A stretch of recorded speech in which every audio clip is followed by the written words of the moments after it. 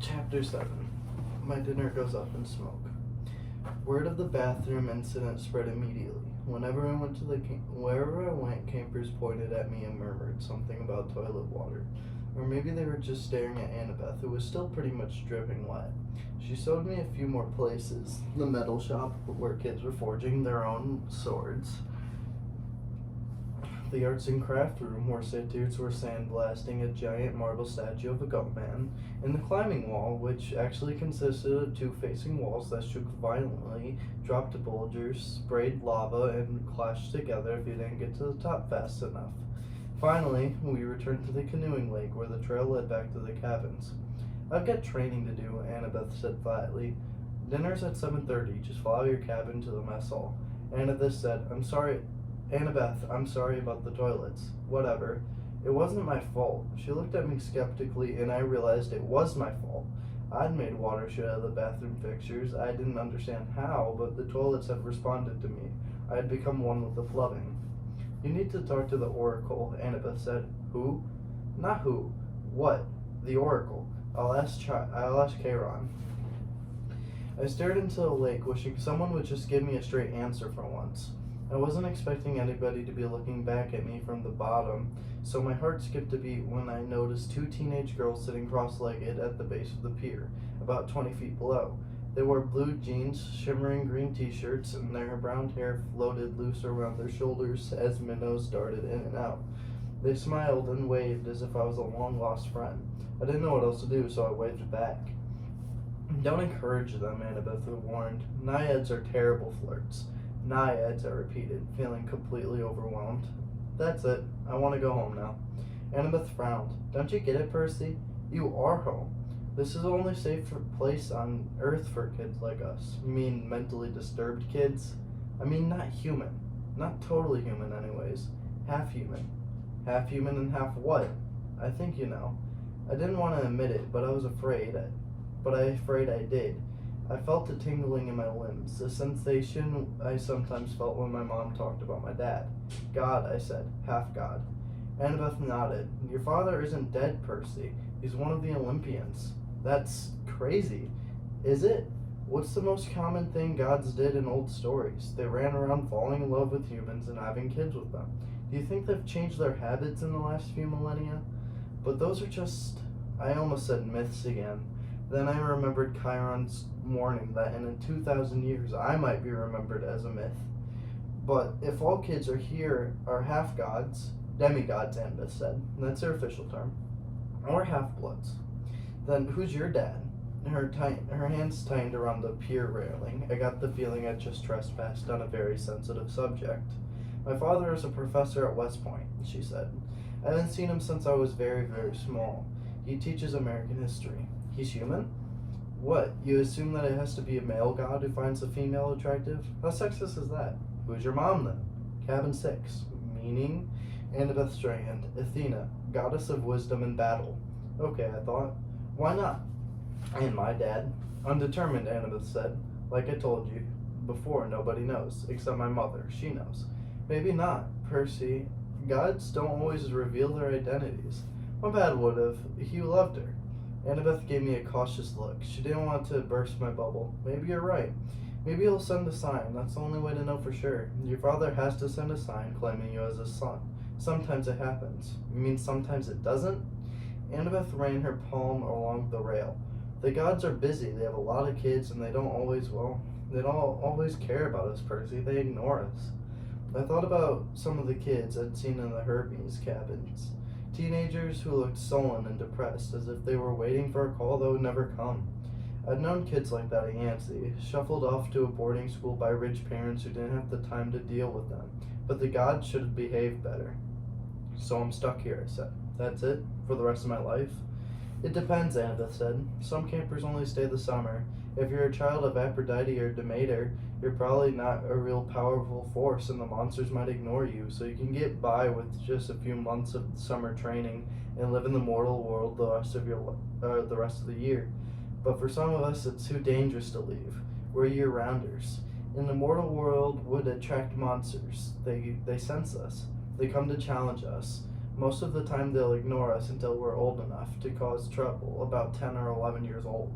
But after that, most demigods either make their way here or they get killed off. A few manage to survive in the outside world and become famous. Believe me, if I told you the names, you'd know them. Some of them don't even realize they're demigods, but very few are like that. So monsters can't get in here? Annabeth shook her head. Not unless they're intentionally stalked in the woods or specially summoned by someone on the inside. Why would anyone want to summon a monster? Practice fights, practical jokes. Practical jokes?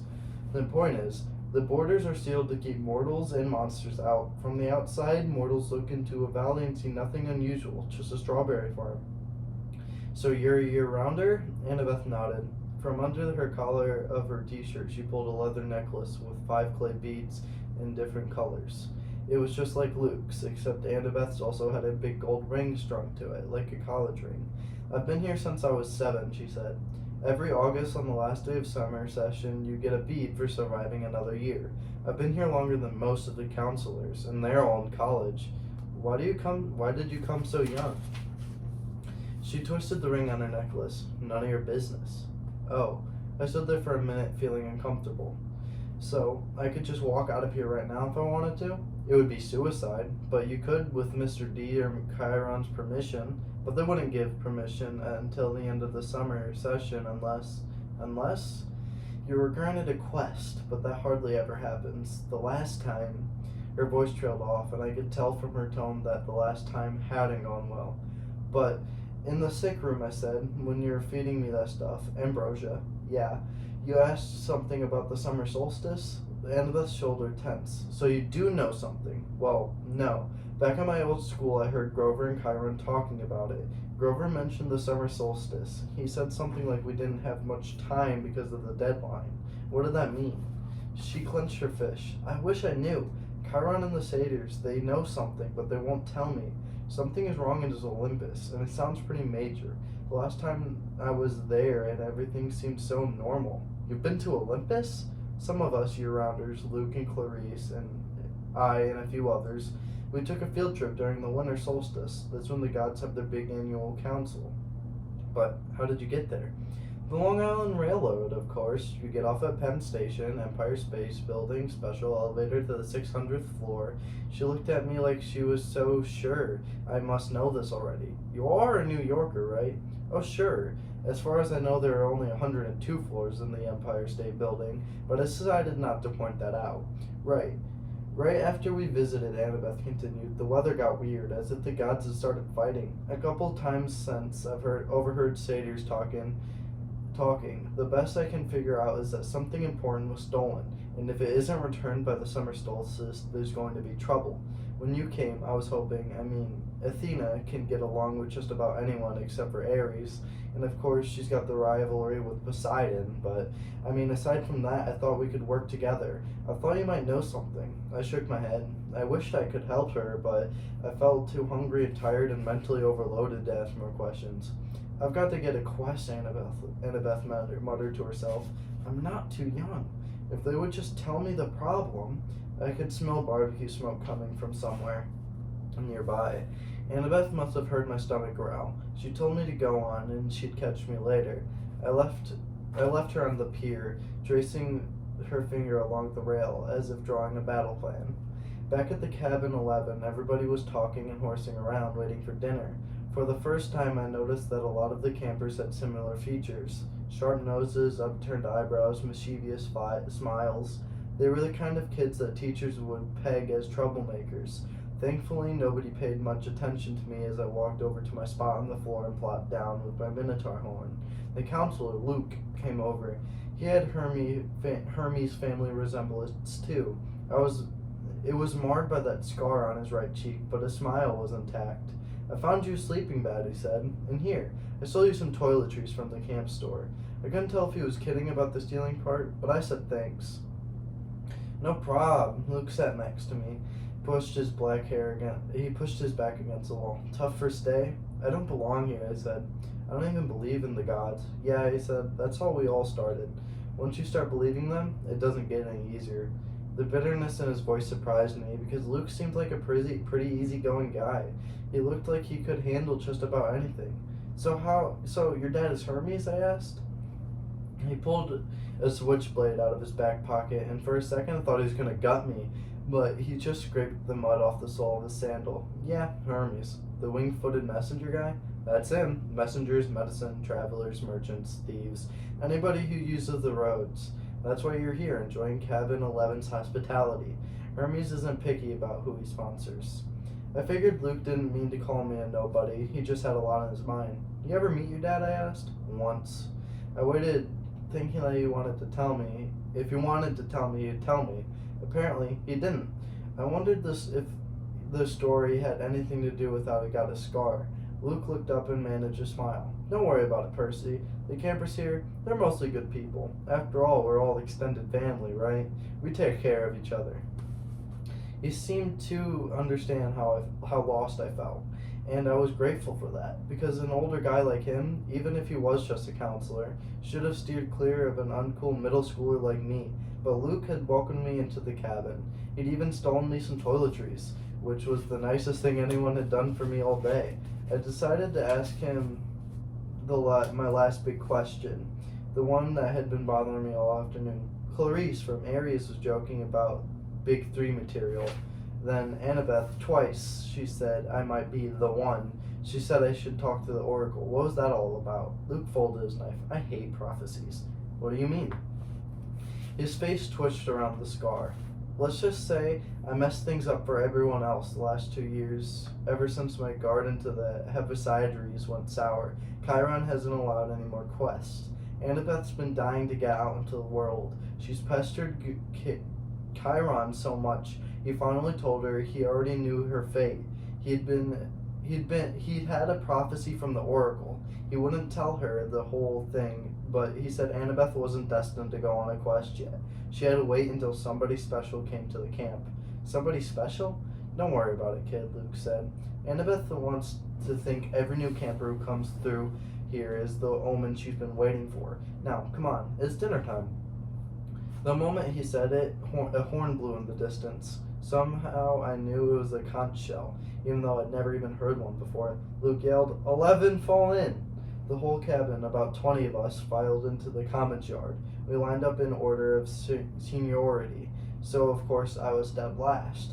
Campers came from the other cabins too, except for the 3 empty cabins at the end, and cabin 8, which had looked normal in the daytime but now was starting to glow silver as the sun went down.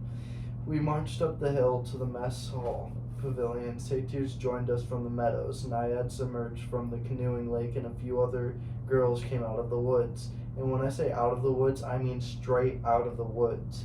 I saw one girl, about 9 or 10 years old, melt from the side of a maple tree and come skipping up to the hall. In all, there was probably 100 campers, a few dozen satyrs, and a dozen assorted wood nymphs and naiads. At the pavilion, torches blazed around the marble columns. A central fire burned in a bronze brazier the size of a bathtub. Each cabin had its own table, covered in white cloth, trimmed in purple. 4 of the tables were empty, but cabin 11's was way overcrowded. I had to squeeze onto the edge of a bench with half my butt hanging off. I saw Grover sitting at table 12 with Mr. D, a few satyrs, and a couple of plump blonde boys who looked just like Mr. D. Chiron stood to one side. The picnic table was being way too small for a centaur. Annabeth sat at table 6 with a bunch of serious-looking athletic kids, all with her gray eyes and honey blonde hair. Clarice sat behind me at Aries' table. She'd apparently gotten over being hosed down because she was laughing and belching right along her friends. Finally, Chiron pounded his hoof against the marble floor of the pavilion. Everyone fell silent, and he raised a glass. To the gods! Everyone raised their glasses and said, to the gods! Wood nymphs came forward with platters of food, grapes, apples, strawberries, cheese, fish, bread, and yes, barbecue. My glass was empty, but Luke said, speak to it, whatever you want, non-alcoholic, of course. I said, cherry Coke. The glass filled with sparkling caramel liquid. Then I had an idea. Blue cherry Coke. The soda turned a violent shade of cobalt. I took a cautious sip. Perfect. I drank a toast to my mother. She's not gone, I told myself. Not permanently, anyway. She's in the underworld, and if that's a real place, then someday. Here you go, Percy, Luke said, handing over a platter of smoked brisket. I loaded my plate and was about to take a big bite when I noticed everyone was getting up and carrying their plates toward the fire in the center pavilion. I wonder if they were going for dessert or something. Come on, Luke said. As I got closer, I saw everyone was taking a portion of their meal and dropping it into the fire. The ripest strawberry, the juiciest slice of beef, the warmest, most buttery roll. Luke murmured in my ear, "Burnt offering to the gods. They like the smell." You're kidding. His look warned me not to take this lightly, but I couldn't help wondering why an immortal, all-powerful being would like the smell of burning food. Luke approached the fire, bowed his head, and tossed in a cluster of fat red grapes. Hermes. I was next. I wish I knew my god's name to say. Finally, I made a silent plea. Whoever you are, tell me, please. I scraped a big slide of brisket into the flames. When I caught the whiff of the smoke, I didn't gag. It smelled nothing like burning food. It smelled of hot chocolate and fresh-baked brownies, hamburgers on the grill, and wildflowers. 100 other good things that shouldn't have gone well together, but did. I could almost believe the gods could live off that smoke. When everybody had returned to their seats and finished eating their meals, Chiron pounded his hoof to get our attention. Mr. D got up with a huge sigh.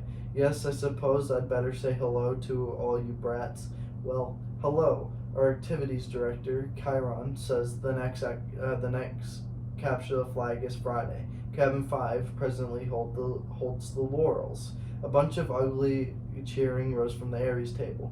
Personally, Mr. D continued, I couldn't care less, but congratulations. Also, I should tell you I have a new camper today, Peter Johnson. Chiron murmured something, Percy Jackson, Mr. D corrected. That's right, hurrah and all that. Now run along to your silly campfire. Go on. Everybody cheered.